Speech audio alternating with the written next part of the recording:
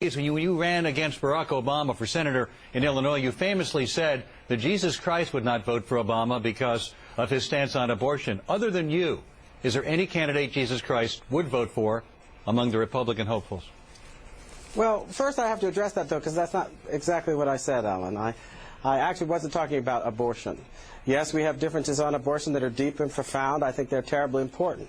But Barack Obama defended infanticide, the killing of fully born infants who had survived a failed abortion attempt and were then left for hours in soiled linen baskets to die.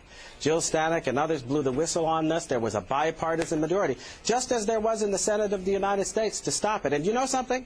When the Born Alive Infant Protection Act was passed by unanimous consent out of the Senate, Hillary Clinton was part of that Senate.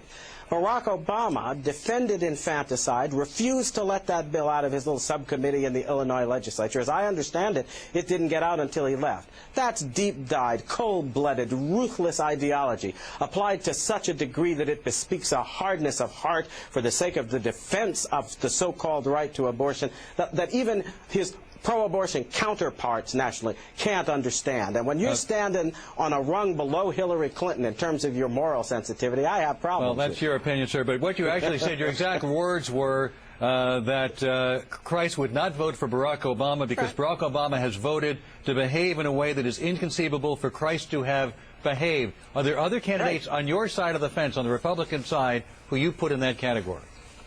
Well, let me put it this way. I can't conceive of Christ voting for somebody who's going to disregard the claims of innocent human life.